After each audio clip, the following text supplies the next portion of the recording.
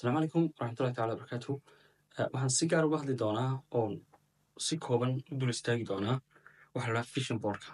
Haba yacnihii waxa weeyaan khariidada aragtida qofka iyo waxa uu doonaya waxa weeyaan inuu gaadho. Vision boardku waxa uu si kooban waxa weeyaan u khulaasaynaya ama u soo koobayaa oo ku jira dhammaan tallaabooyinka tahay inaad qaado iyo yacnihii qaybaheeda kala duwan. vision boardku waxa weeyaan waa halka ka dhex arkayso istiraatiijiyadaada nololeed amba waxa la dhahaa PDP-ga personal development plankaaga yacni qorshahaaga shakhsiga ee doonaysid inaad ka hormarto kuna qabato oo aad ku gaadho howlaha waxa weeyaan kuu sahlaya inaad xaqiijiso ahdaaf kala duwan. Haddaba marka laga hadlayo waxa la dhahdo vision boardka laba qodob baynu ka hadli doonaa. Qodobka koowaad waxa weeyaan ahmiyaddiisa, ahmiyadda uu leeyahay vision board. qodobka labaad aynu kaga hadli doonaana waxa weeyaan waa qaab nooceeya loo sameeya marka vision board la sameynayo sidee loo sameeya halka sambalkiisa yacnihii aynu si kooban uga sharaxi doono. Ahmiyaddiisu waa afar. Ahmiyadda koowaad amba muhiimadda koowaad uu leeyahay waxa weeyaan wuxuu qofka ka dhigaa qof kalsooni iyo dhiiranaan u hela hawsha uu qabanayo. yacni vision boardka markaad samayso waxaad ku dejinaysaa meel aad ku arki karto subax kasta amba xafiiskaaga ahaato amba qolkaaga hurdada ahaato ama goobtaada yacnihii aad ku shaqaysa ahaatee then mar walbood aragto maskaxdu waxay ku dhiiranaysaa inay xaqiijiso riyadaa sugaysa. Tusaale kale waxaad dejisatay vision boardka 2024 yacni aragtay waxaad doonaysa inaad gaadho 2024 then subax kasta markaad eegto waxaad ku dhiiranaysaa sidii aad shaygaa u gaari lahayd waayo shay marka la qoro iyo markaanu qornayn way kala duwan yihiin xataa yacni qaabka loo gaari karaya researchyo badan oo la sameeyey waxa lagu ogaaday 85% dadyoga gaaray ahdaftoodu waxay ahaayeen dad qoray hadafyada ay doonayaan inay gaadhaan. Marka waxaad helaysaa dhiiranaan baad helaysaa aad ku dhiirato shaygaa inaad markuu kaa soo baxo yacni hawl ku sugaysa oo kale weeyaan. Qodobka labaad waxa uu yahay waxa uu kaa dhigaya qof si guud u fahma istiraatiijiyadiisa amba roadmapkiisa nololeed waayo waxa halkan kugu qoranba waxa weeyaan waxaad doonaysid inaad xaqiijiso oo aad rumayso.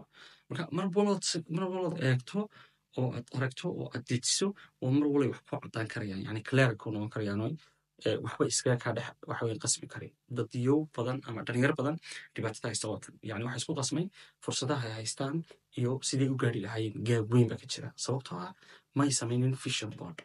qodobka saddexaad waxa weeyaan waxa uu qofka ka dhiga qof waxa weeyaan consistency leh oo si consistent oo waxa weeyaan aba joogtaa u qabanaya howlaha uu doonaya inuu ku xaqiijiyo visionkiisa ama aragtidiisa shakhsiga.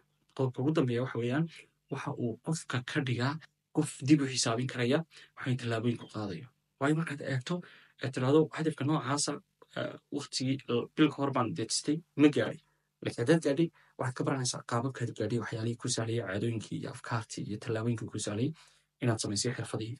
Haddii aanad gaadhin waxaad weydiinaysaa waa maxay waxa iga hor istaagay maxaad si fudud ogaan kartaa shayga kaa hor istaagay waxa weeyaan inaad xaqiijiso hadafka noocaada si aanu mar dambe waxa weeyaan shaygaasi aanu kugu noqon wax road block amba kaa xidha oo kaa hor istaaga inaad xaqiijiso isla hawshan waxa weeyaan aad dejistay amba qorshahan. Marka si guud faa'iidooyinkiisa waa faa'iidooyin noocaasa. Haddaba sidee loo dejiyaa waxaa lagu dejiyaa qaabab kala duwan website-kad isticmaali kartaa free oo aad ku dejin karto waxa weeyaan waxaa la dhahaa vision boardka si kale aad u dejin kartaa qaab manual oo adiga intaad samayso nidaam noocan oo kale ah oo gacanta ku samayso ayaad waxa weeyaan aad ku dejin kartaa qolkaaga goobta aad ku shaqayso ama meel aad mar walba ku xusuusanayso computerkaaga kale aad ku deyin kartaa. Marka imika kale tan kale haddii sharaxno waa sample yar oo fudud imika kale kanoo kale waxa waa lifestyle-ka waa career-ka waxa weeye waa finance-ka iyo health-ka afarta qodob inta badan qofka saameyn kule noloshiisa kow muxuu noqonayaa waa sidaad u nooshahay yacni qaab nololeedkaaga inaad ka dhigto qaab nololeed wanaagsan oo positive yacni waxaad u nooshay inuu noqdo hab wanaagsan oo ilaahay subxana watacaala aad ku raaligelinaysid hab wanaagsan oo yacni horumar ku samaynaysid hab wanaagsan oo isku dhiirigelinaysid hab wanaagsan oo waxa weeyaan kalsoonidaad ku dhisaysid hab wanaagsan oo xirfadahaaga ku dhisaysid simple then lifestyle-kaaga waad si qeexi kartaa bogsi kalaad kasii samayn kartaa. kanoo kale oo finance-ka waxaweye lacagta soo gashaa iyo dakhligaaga si guud lacagtaad haysato ama mushaara haato ama kaa soo gasho waxa weeyaan ganacsiga inaad maamuli karto labadeeda qayboode waxa la dhahaa income-ka iyo waxa la dhahaa expense-ka qaabkay u baxdo iyo qaabkay kuu soo gasho then waxaad ka fikiri kartaa qaabab kale oo income-kaaga u kordhin karto oo different income streams-ka waxa la dhahdo aad samayn kartaa amba pipeline-nada lacaguhu ay kaasoo geli karayaan. Marka tanna waa finance, kan waa caafimaadka, waa healthka qofka leh. Yani jirkaagaad ka shaqayso, caafimaadkaaga marka waa laba, waa mid biological iyo mid mental. Marka jirkaaga inaad ka shaqayso ood wanaagso ood qorayso, hadday noqoto inaad yani isdhisto ood si fiican isku dhisto. Haddii ay noqoto waxa weeyaan maskaxdaadana aad qudato wax wanaagsan. Marka laba cunto aad u baahan tahay, cunto maskaxdaada u baahan, cunto calooshaada u baahan, si uu jirkaagu yani u koro, cuntona maskaxdaada u baahan si wacyigaaga u koro. Cunto maskaxdaada u baahan waa waxaad akhriyayso, waxaad qorayso iyo waxa weeyaan xogtaad helayso ee si maalinle aad u daawanayso social media qeybaha kala duwan. Marka tan waxaa ku koro wacyigaaga hadduu yahay wax wanaagsan, amba wacyigaaga hoos u dhigmaya oo niyad-jabad yacnihii dareemaysa iyo hoosayn iyo inaanad koraynba.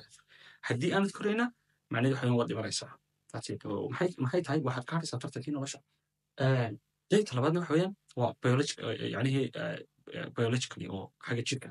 Marka cuntadaad cunayso waa inaad aad uga fiirsataa waxay tahay, waayo calooshaada waxaa gelaya jirkaaga saameyn buu ku yeelanaya. Marka taasna waxa weeyaan waa inaad si fiican aad u doorato uga taxadirtaa waxaad cunayso. Qaybtaasna marka qaybta healthka, marka iyadana waad sii bogsyaad usii samayn kartaa dheeraada. Careerkii baa soo hadhay, shaqadii. Shaqadu dhowr nooc bay noqon kartaa. Mar waxay noqon kartaa oo shaqada adigu iskaa u leedahay oo aad tahay qof isagu self employed ah oo isagu freelancer oo iskiisa uu isku shaqaaleysiiyey. Marna waxaad noqon kartaa qof shaqaala ah oo cid kale u shaqaynaya. Marna waxaad noqon kartaa qof wax weeyaan ganacsada isagu oo ganacsi waxa weeyaan iska oo ka shaqeeya. Marka inaha oo dhan careerkaaga wax gelinaysa maxaa ku develop gareyn kara, maxaa ku horumarin kara, xirfadaha ku horumarin kara, fikirka ku horumarin kara, caadooyinka joogtada ku horumarin kara, iyo dhammaan qorshayaasha ku horumarin kara ayaa iyaguna halkan ku jira career. Marka si guud vision boardku waa yacnihii waa sawirka guud ee personal strategy-gaaga ama istiraatiijiyadaada shakhsiga. Mararka qaarkood waxaad adeegsan kartaa sawirada waad adeegsan kartaa, mararka qaarkoodna sidan oo kale waad adeegsan kartaa, waxaad ka dhigi kartaa mind map oo kale noocan imika qoraalka ah. Marna sawirad ku dhejin kartaa. Marka adiga yani ikhtiyaarkii doorashada iska leh. Si guud marka intan aan ka hadlayay waa in kaa caawinaysa ama xog aad kaaga caawinaysa inaad dhigato personal strategy ama waxa weeyaan istiraatiijiyad shakhsi oo wax badan ka bedeli karta noloshaada. Qofkuna haddii aanu garanayn halka uu socdo waxa weeyaan waxaa loo qaban karaa ma jirto. Si kastaba xataa resource ku haysato haddii aanad qorshe lahayn waxa weeyaan waxaad ku dhamaysan doontaa natiijo la'aan ama natiijo aan wanaagsanayn. Oraaba waxay ahayd fariid bilaa qorshaha ayaa waxaa ka adag oo meesha ka saari karaya waxa weeyaan doqon qorshe wata. Marka qorshuhu waa shay aad muhiim u ah, waana ilaahay wuxuu adduunka ku dejiyey dhammaanteen in laynaga baahan yahay nolosheena qorshe ku dhisno. Aad baad mahadsantihiin.